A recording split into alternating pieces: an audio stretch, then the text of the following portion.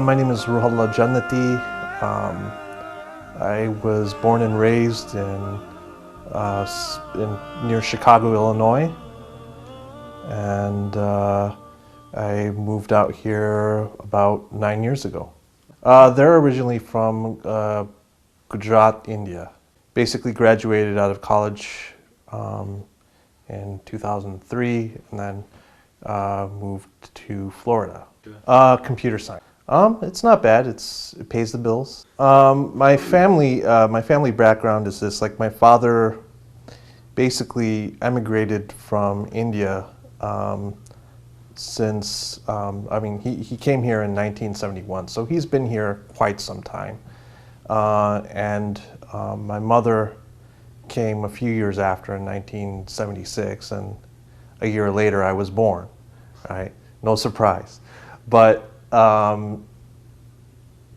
grew up primarily in the suburbs of Chicago, went to elementary school, high school, and let me start back. I went to school. I have one sister. She's 5 years younger than me, and then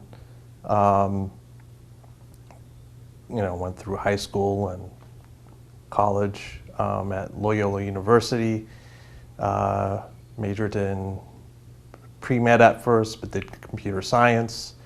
Found out that was a better fit for me, and I work as a software developer. Home is always going to be home.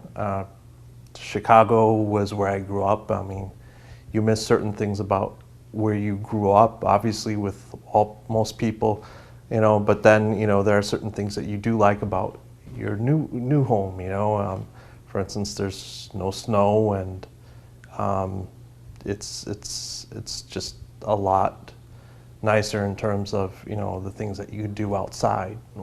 My parents were Hindu. They, I wouldn't say they were real religious Hindus, but they were Hindus. I was raised as a Hindu.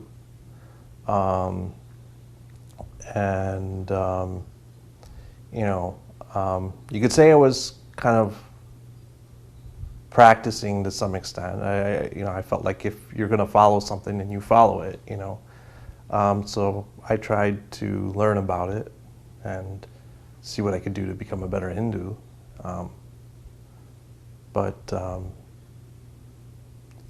That's pretty much where I was at. Well, actually, I started to, I basically came across Islam when I was 14 years old. It was the first year of my high school, and interestingly enough, I read the autobiography of Malcolm X for a book report that I had to do at school. So it had to be about a biography, and a guy with the last name of X seemed interesting to me. So I read the book, and that had a profound impact on me, in the sense that, it gave me a lot of insight to the African American struggles, the oppression that they've endured.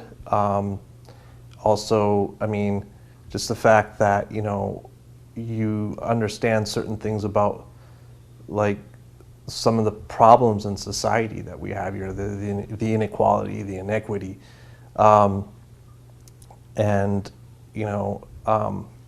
guess it was something that kind of weighed on me at the time,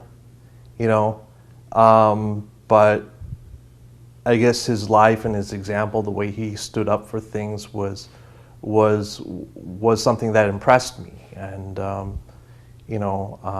I started to look more into Islam after he went to Mecca and Hajj, and actually the whole trip about Hajj really kind of opened my eyes about Islam. I really didn't think much of it before, but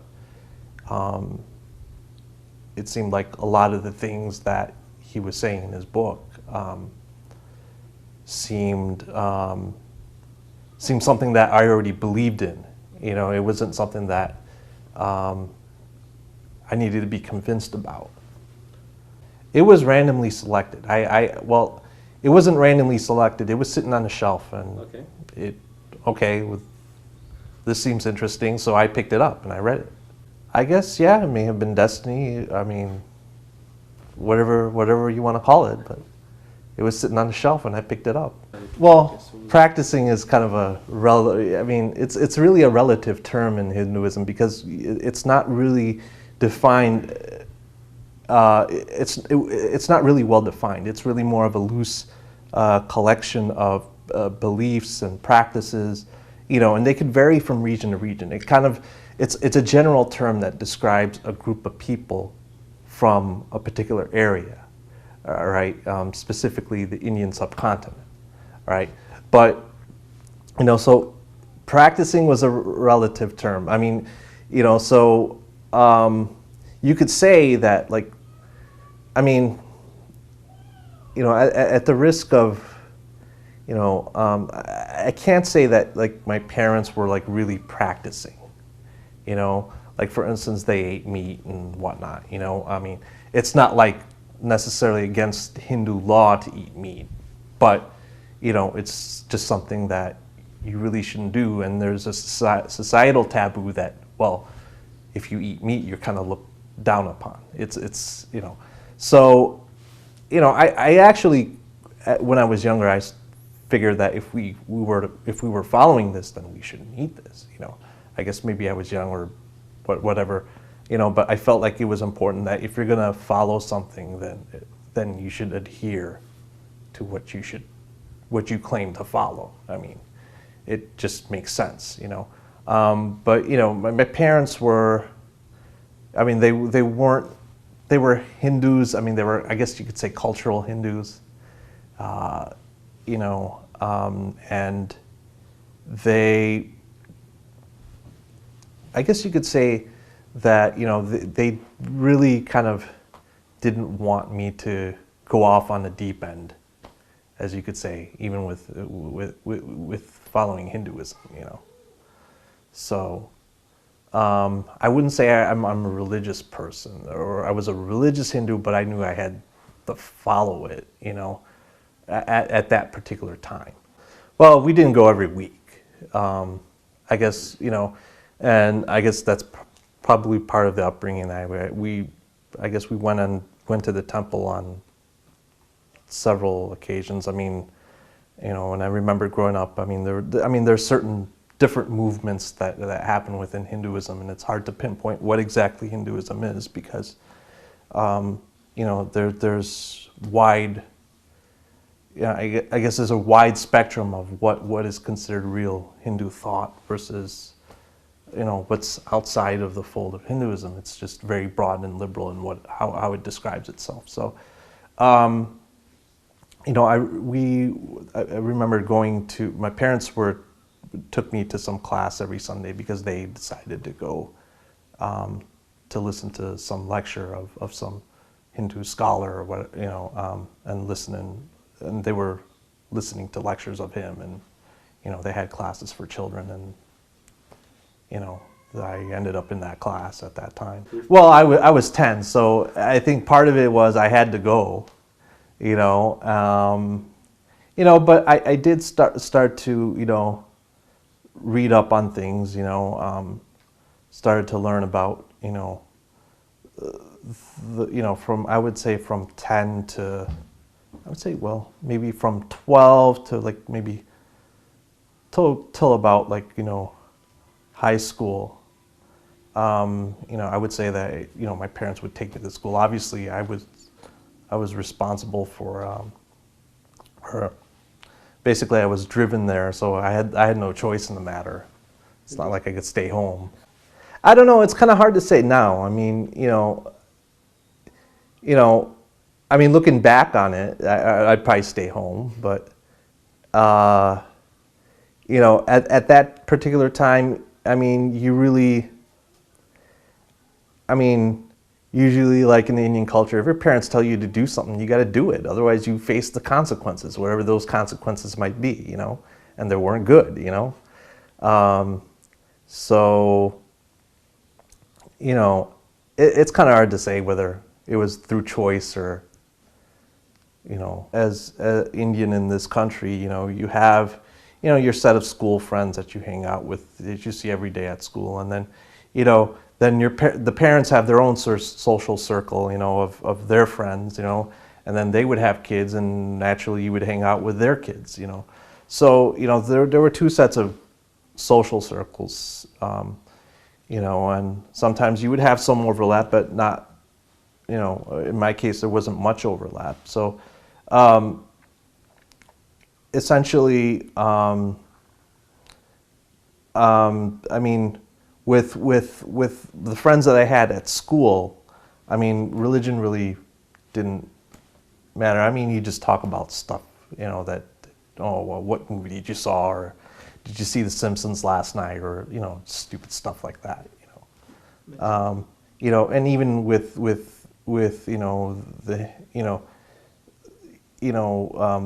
Indian friends that you do have at school or outside of school, right? It's a little bit more. It's a little different than the friends that you have at school, because obviously there's a shared culture, so you joke about certain things that you have, like, for instance, your parents or what, there's a certain culture that you share, right? So,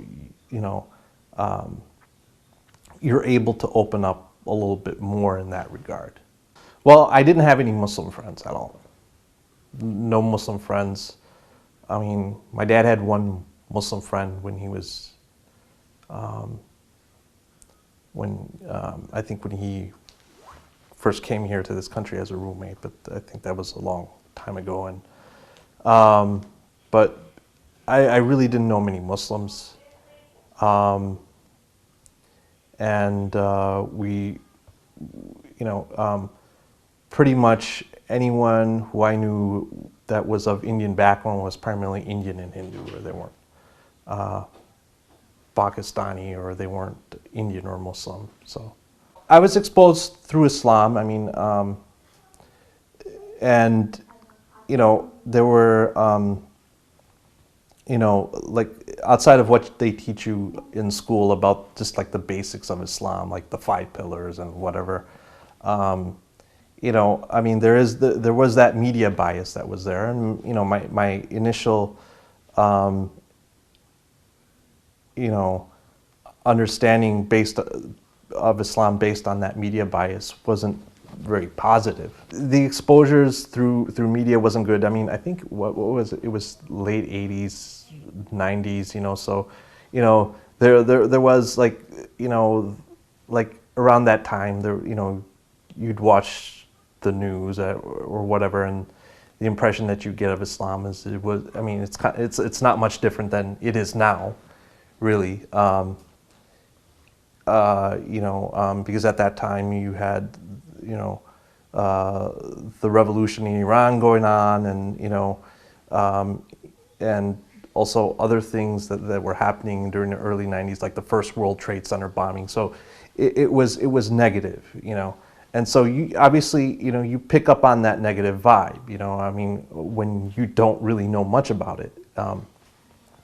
And then obviously growing up, I mean, usually within, I mean, the way I felt, in the Gujarati community, if you're basically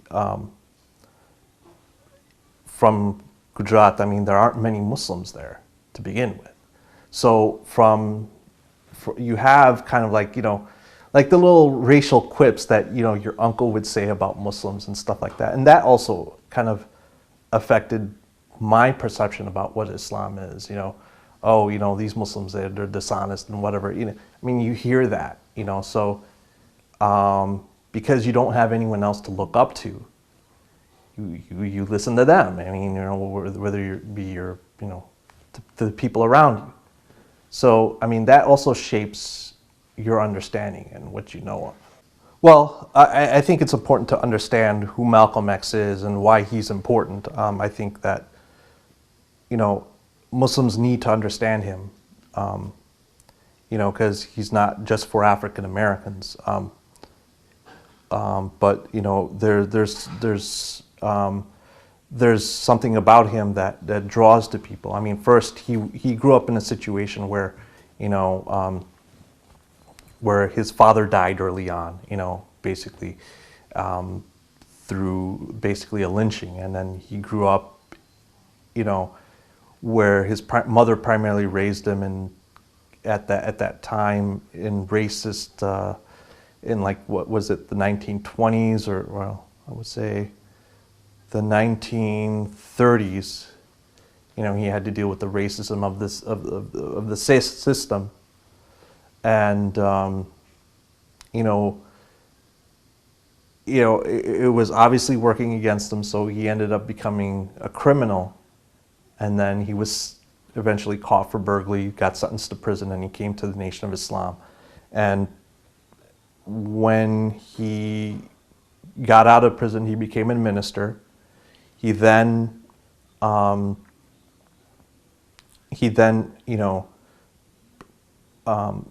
became very popular as a minister there, becoming a spokesperson for the Nation of Islam. And then he broke off ties due to the disagreements internally within the nation, and then he went to Hajj, and really at that point where he went to Hajj really shaped my understanding of Islam. And you know, that's when you kind of learn firsthand, you know, about what Islam really is. Or that's when I learned firsthand about what Islam really is. What struck a chord in me, it was kind of strange in the sense that it wasn't something that I needed to be convinced of. You know, it was almost like, okay, this makes sense, right? Or this was something that I already believed in, or this is something that you know, his experiences at Hajj, his experiences, you know, when he was explaining what Islam is, kind of resonated with me. You know, it's almost like as if, you know,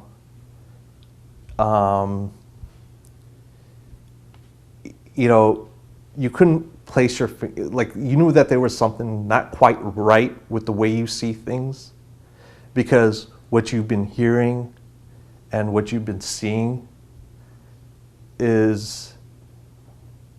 doesn't match up with the current understanding that you have, or I don't know. I guess the best way to explain it is that movie, The Matrix, right? Is like, you know, something's not quite right. Yeah, I would say my previous worldview wasn't correct, right? Or I knew that, okay, well, this is what I was taught, but you know, it's almost like an itch you can't get to, you know. It's just, it's there. I mean, you really can't do anything about it, you know. So you just kind of let it be, but you know it's there and it's bugging you inside, right?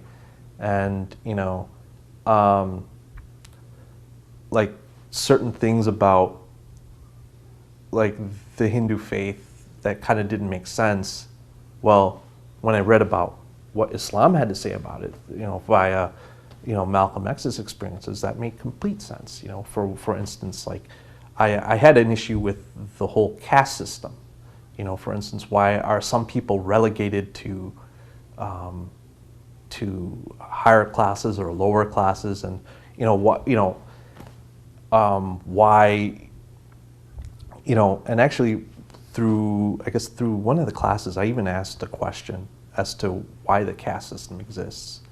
You know, and you know, the answer that I got at that school that my parents took me to was that it was initially a social system,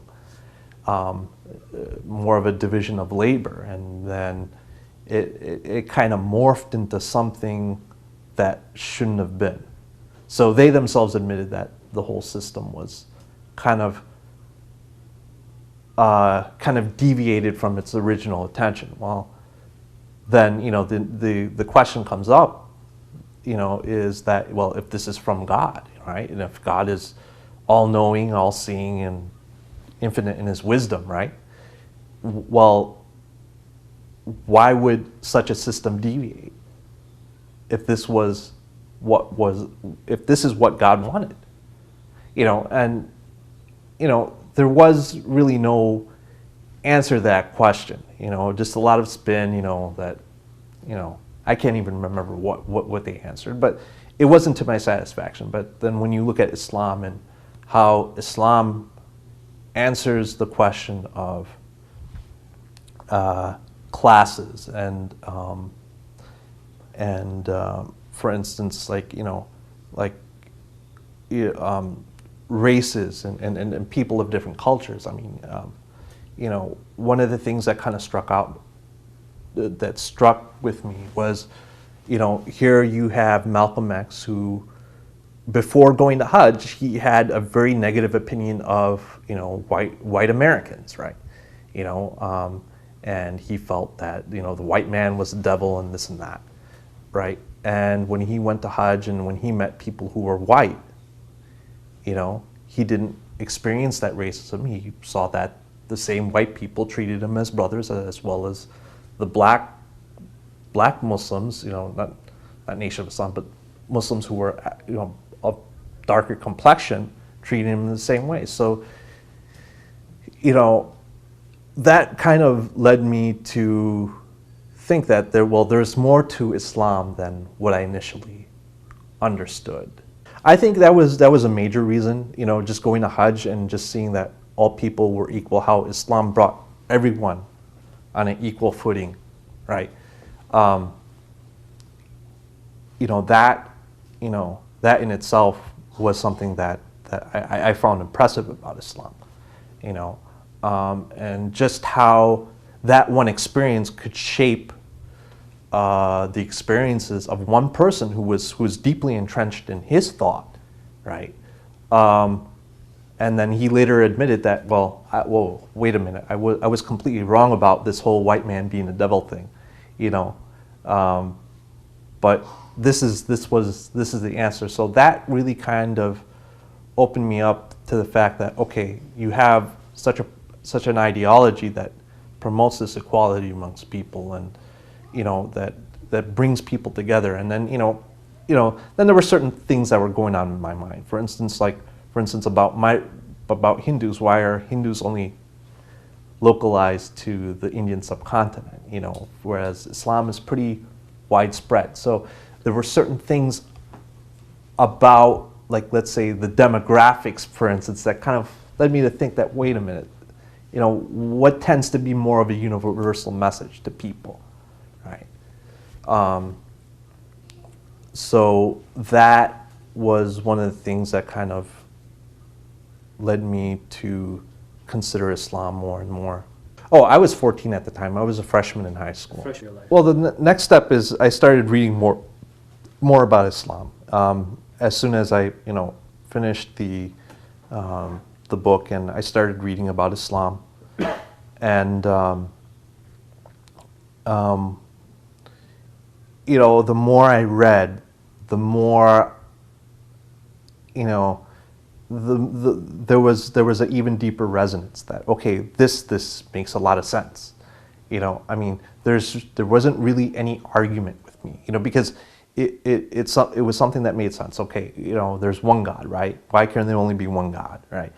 If the Quran basically explains it very simply, that if there were more than one God, there would be chaos and confusion, And when you look at Hinduism and even, I mean, even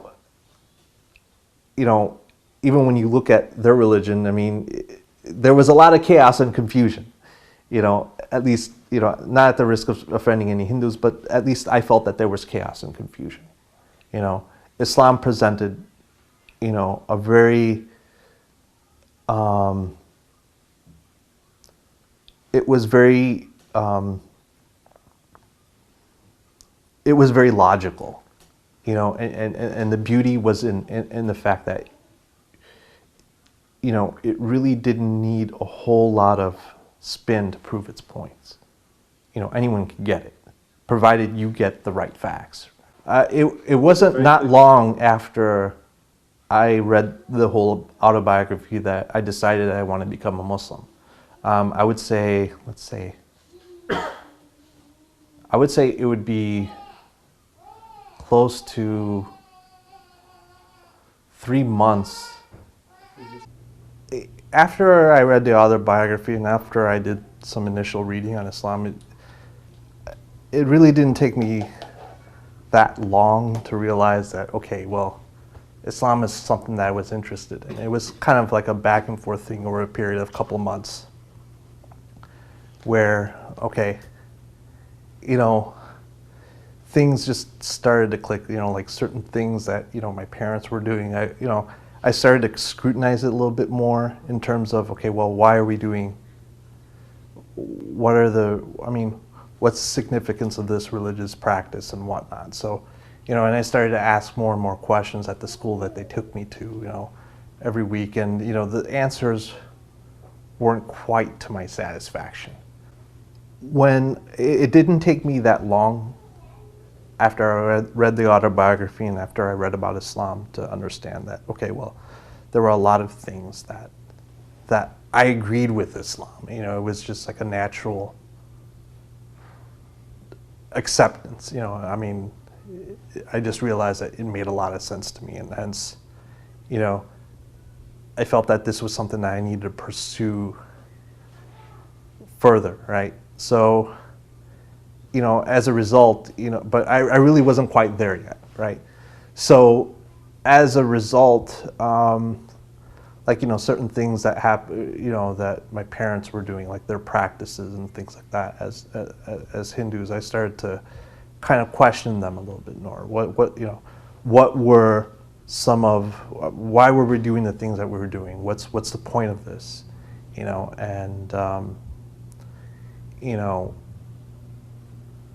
Like for instance,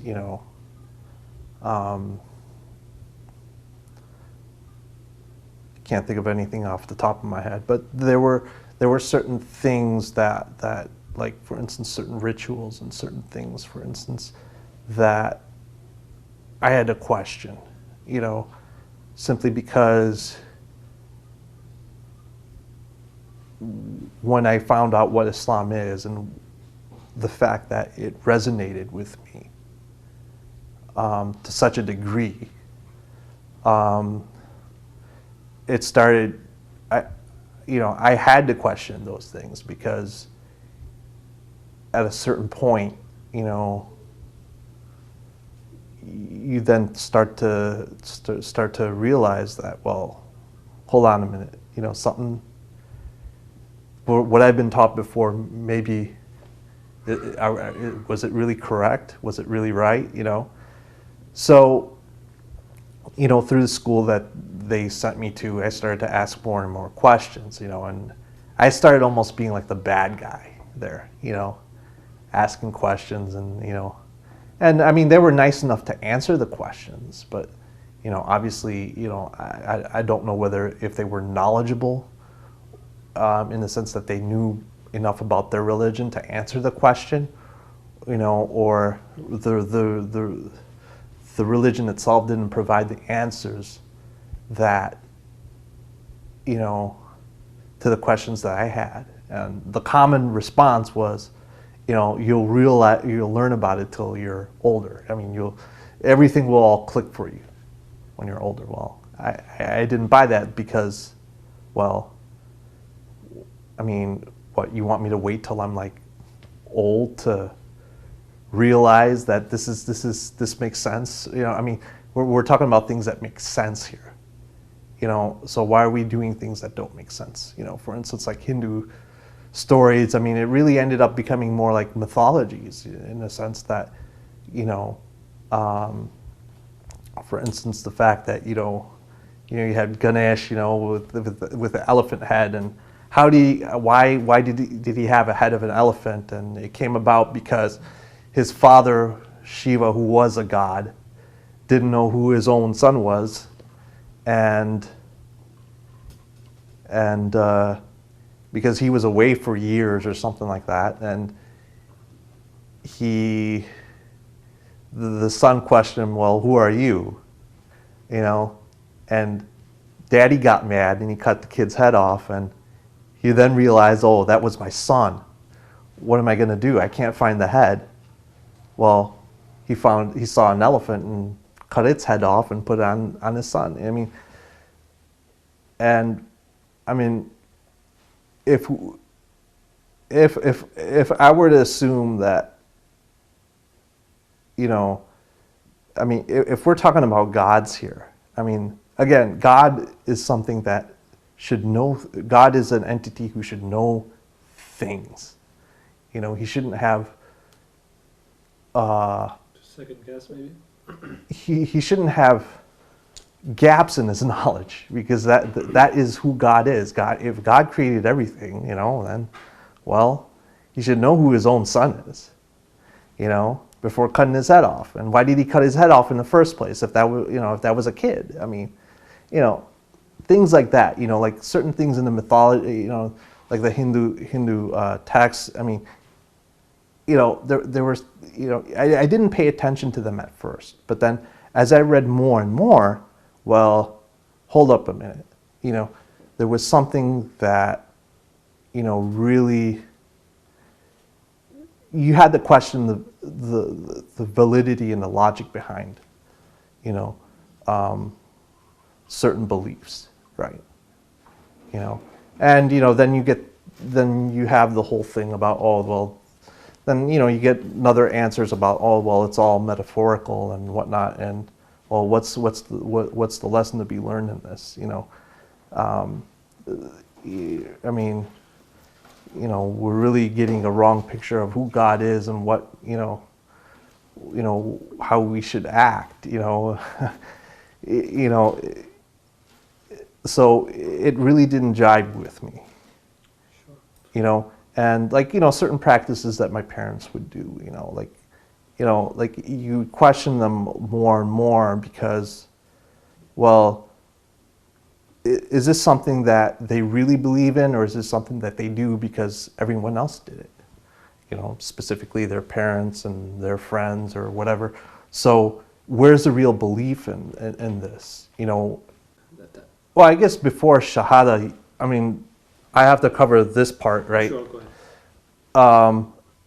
Is basically how I came to Islam, or how, okay, at that point, you know, after questioning all of the things about my, you know, previous faith, you know, it wasn't so much that, you know, I mean, there were certain things that I found Hinduism lacking, but it was more so much that Islam was so much superior in terms of the wisdom that it provided, in terms of how we are supposed to look at the reality in the world around us. You know, so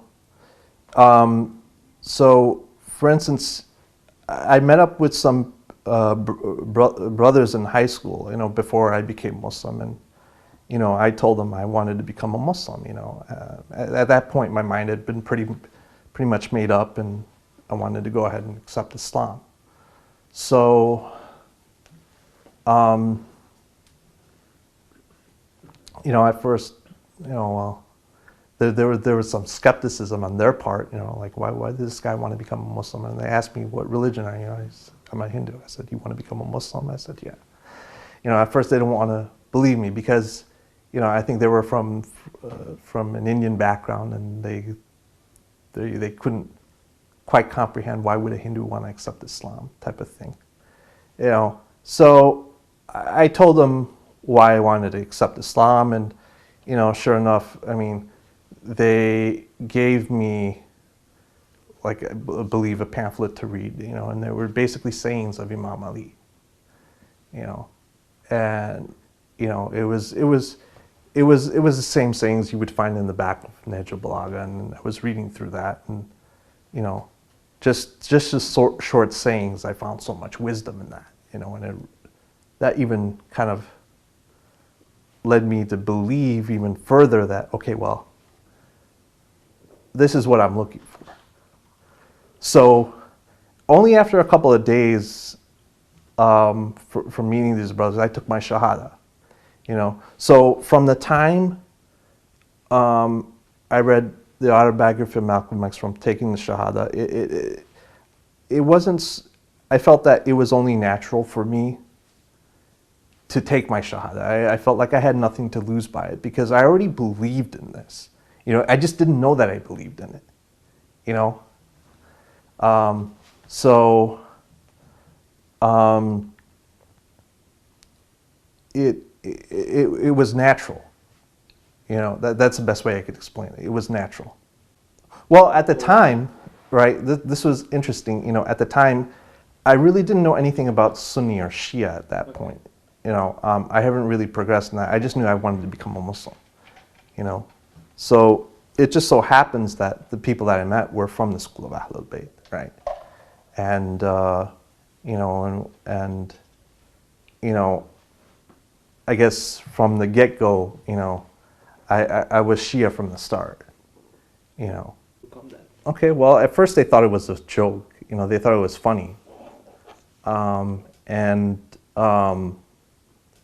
You know, but they saw that I was really serious about it over time. So they felt like they had to do something about it to prevent me from, you know, I mean, they weren't like, I guess they had the mentality that, you know, really, you really shouldn't be worried about religion at the age of 14. You know, you really should be concentrated on school and you know, just be worried about getting your education, getting your degrees so that you could, you know, have a career, have a home, and have a family and these types of things. And then after everything is all said and done, then you think about religion at that point. But, you know, at first they didn't take me seriously. Then over time, they saw books and stuff, you know, and, you know, like they felt like they had to take some action against that, you know, so, you know, I guess looking back at it now, I could understand where they were coming from. You know, at the time, maybe I didn't know, you know, because I was just, well, I'm doing what I feel like I should be doing. You know, at the time, you don't realize these things, you know, and you also kind of have to look at it from their end. You know, they just want to protect me, you know, so, you know, I mean, looking back at it 20 years, 20 years back, I mean, you kind of see where their thought process is and whatnot. So, you know, I mean, there was tension, you know, I mean, I had my stuff taken away. There were, you know, arguments in the house about it. I mean, it wasn't easy, especially, you know, within the Indian Gujarati community. If they felt that if word gets out that they'd be looked at as bad parents, and, you know, rumors would be spread about them, and, you know, they would have a bad name, you know. So,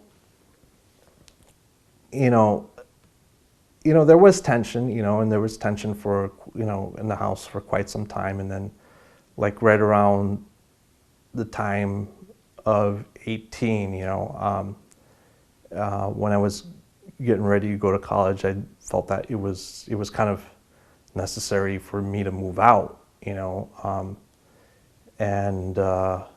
you know, to kind of establish, you know, myself as a Muslim, because, you know, it just became very difficult to follow Islam in you know, given the circumstances.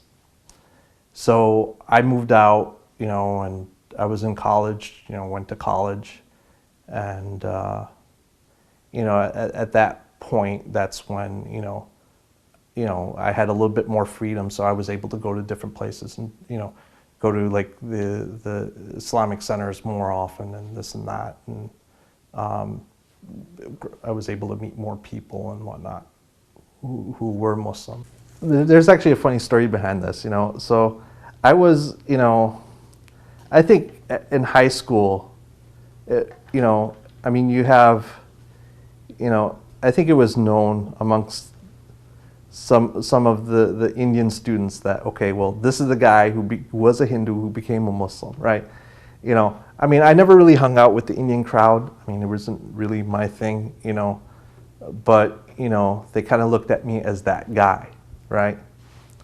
And so I remember going to one of my my parents took me to a dinner party that they were invited to, and they had some kids who were like around my age and stuff like that. And I think I was, what, 17 or something like that. And then they were 16 or 17 or around that age. And, you know, the guy started talking to me, you know, he was telling me, oh man, I heard something really funny about you, you know? So I said, what, you know? So he told me, oh, I met these guys who went to Conant, or who went to the high school, you know, and they went to the same high school I went to, you know, and they said, you know, they said something really hilarious, you know, they told me that you became a Muslim, and he started laughing out loud, and I was like, you know, I was sitting here watching this guy laughing at me, you know, and, you know, at that point, I just had to laugh too, because I just found it really funny that, you know, he was laughing that I became a Muslim, but he didn't believe it, but that was the truth, you know. So it was kind of surreal, and then I had to tell him that, you know, I am a Muslim, you know. And he still thought I was joking, you know. And I'm like, okay, whatever. And then he comes to realize that I really wasn't joking, you know. So, you know, I mean, that was just one incident, but I guess from that, I mean, you know, there was distance, right? You know, because a lot of these kids who were raised, they were raised with the opinion that Islam is bad, and you know,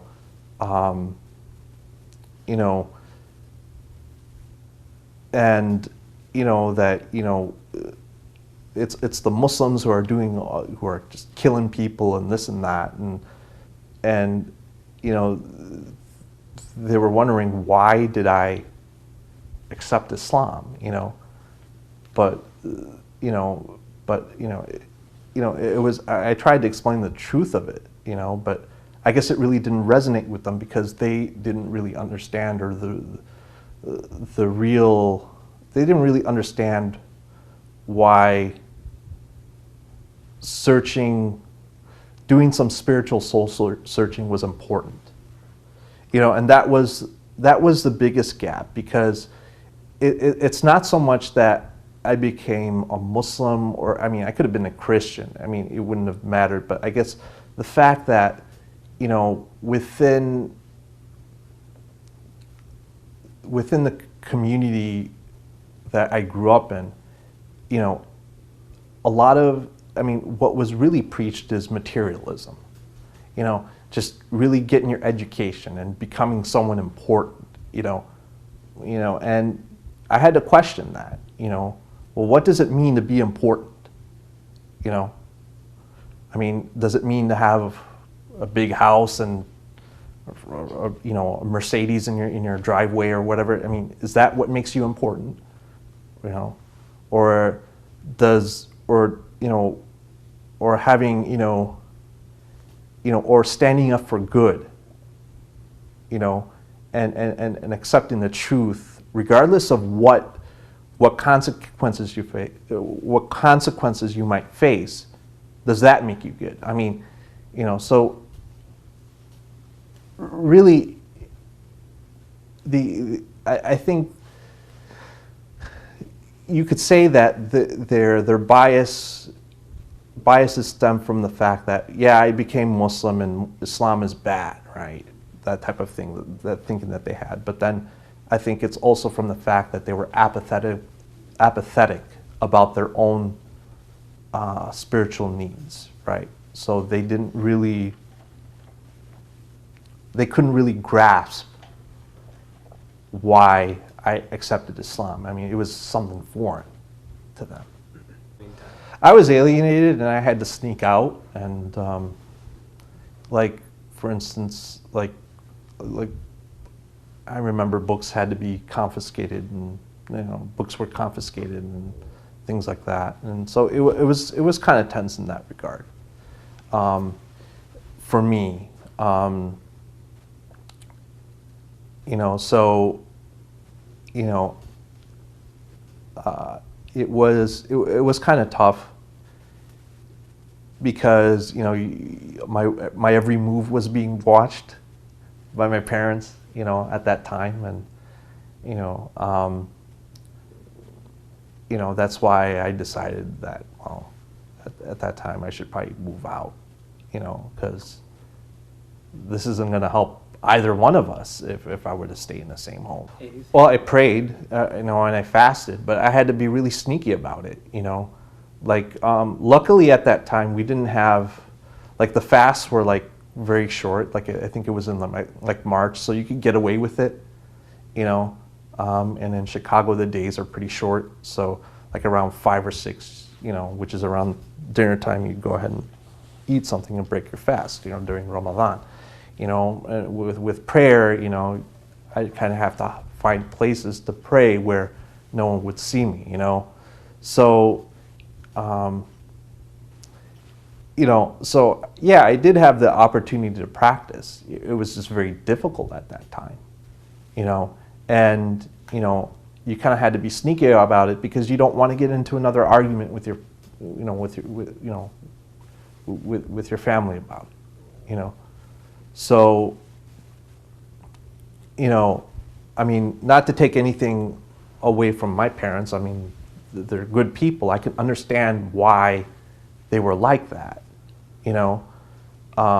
because maybe due to their lack of understanding, they thought that, well, I'm just being taken away into something that would probably, do some harm to me. But I guess it was really because of their ignorance. It wasn't necessarily because of the fact that they hated Islam or anything like that, But they felt that I should have focused on other things, Well, I guess here's the thing, right?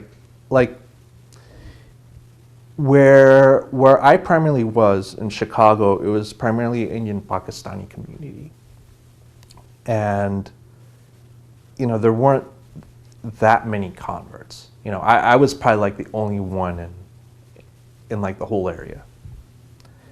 And for the longest time, it would just be the fact that, oh, Ruhullah, right? Oh, he converted to Islam and he used to be a Hindu, and people would praise me and this and that, And, this would go on and on for years. But then you have to start thinking, well, why is this going on and on for years, right? I shouldn't be the only one who's getting all these praises and whatnot. I mean, there's something seriously wrong if I'm the only convert in maybe 10 years I've been there as a Muslim in those communities. So I started to question really what's going on here, right? And really it's in the attitudes of people, within the centers. I mean, unfortunately, because Shiism had to be underground for quite some time, we've kind of kept to ourselves because there was obviously oppression. An unfortunate byproduct is the fact that, well, we haven't come together completely. For instance, what's common in Shia centers is you have the Indian centers, and then you have the Arab centers, you have the Persian centers. Why can't it just be one Shia center where all Shias go to, regardless, of what the cultural background is. But regardless, there's a lot of cultural ties, and I think those cultural ties have to be broken. And as a new person coming into let's say, I mean, even a predominantly Indian Pakistani community, at my home we spoke Gujarati, and I was basically asked, well, how come I don't know Urdu? Or how come I don't speak it? As if I'm supposed to know that because I'm Indian. Well, I guess people aren't aware, I mean, even the Indian Pakistanis aren't aware of the fact that there are 20 different languages within the Indian subcontinent alone. So, I mean, for me not to know Urdu, and growing up here in the United States where English is a primary language, it just, well, I mean, they're saying this to me and I'm the closest to them, and I felt that was kind of pushing people away, and that kind of gave me insight as to why I was the only convert in X amount of years in that community. And Chicago is a huge community. So there were challenges, right? I mean, most of the people were very nice. They were very kind, right? But at the same time, there were, I guess you could say, barriers. I wasn't sure. I'm not sure if they would be intentional barriers, but there were barriers in the sense that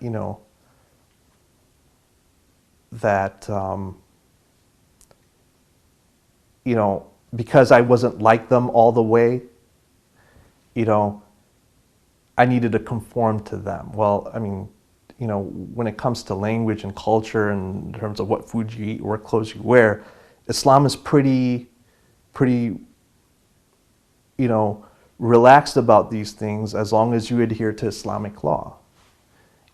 So that really didn't resonate with me. That really didn't, I guess, sit well with me. And I could see, and I saw people who were of different backgrounds come into the center I usually went to, and well, they didn't feel welcome, and that's part of the problem that I had. And I had to question, well, if this was the case, well then, really this is not the Islam that I wanted to see, or I wanted to have my kids grow up in. I kind of decided that I needed to, I went to college, I finished up school, and I decided that I needed to move, and I had some friends down here, and they recommended that I come down to Florida. So I ended up getting married here. I got married. I had kids. I got 2 girls, and been involved at the center here in Tampa, Medinatul. I guess really the center came about from the fact that there was a real, the experiences that converts felt wasn't, it wasn't I realized, what you realize is, speaking with other converts, you really realize that the experiences aren't unique when it comes to converts coming into, like, for instance, the Shia community. I think, there's a lot that needs to be done in terms of promoting diversity. Simply because if we believe in the same teachings of the Prophet and our imams, and we have the same usuluddin, there's really no reason why we should have separate centers. Where everyone should feel uncomfortable. Either we all be uncomfortable together, or we be comfortable together.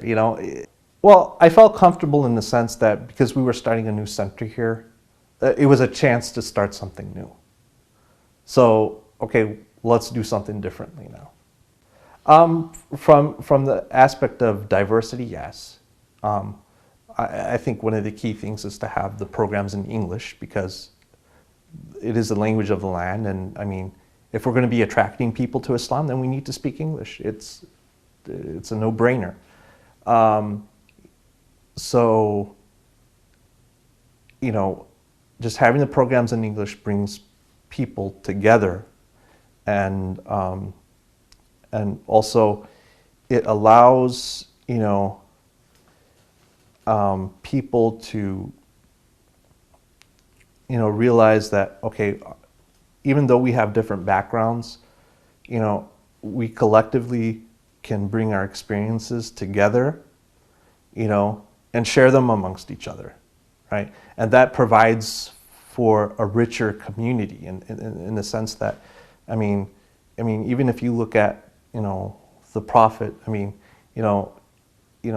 he mostly dealt with people who were Arabs, but, for instance, there was one instance where, during the Battle of Khandaq, he asked for advice, and Salman al-Farsi said that in my country, we used to dig ditches. So the Prophet said, yes, that's a good idea. Let's dig a ditch, right? So if you had nothing but, if you were to relook at that scenario and, and put another condition, that what if Salman al-Farsi was not there? What if, that Islam was exclusively to Arabs and not Persians, right? Then the idea of that Khandaq would not be there, right? But I'm sure the Prophet would have came up with the idea of let's do that. But there was a reason why the Prophet said what he said, and said, okay, well, let's ask what Salman al-Farsi thinks, that everyone, regardless of your background, regardless of where you come from, you have a place in Islam, and I think that's what we really need to revive. Yeah, actually, we have a great relationship. We had, I would say, between the time I was living with them was the hardest part, and there were certain things that I wish I could have done differently. Obviously, you don't have the experience of you don't have,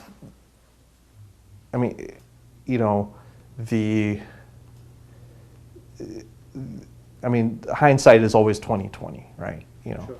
And looking back at things, there were certain things I wish I could have done differently, right? But at this point, I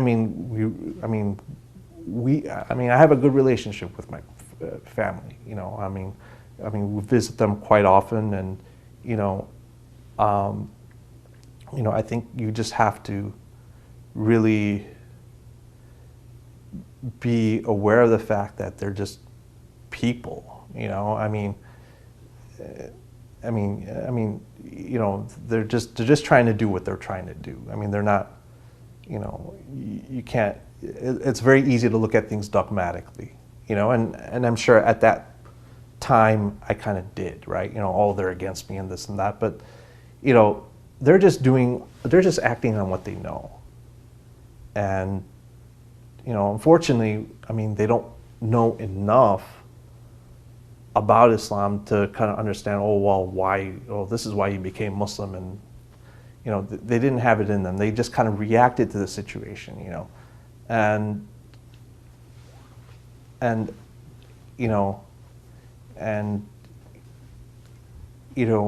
looking back at it, I wish that I had not been so reactive, right? And if I were to tell someone who was new, well, don't be reactive. You just gotta kind of weather the storm a little bit, when the time is right,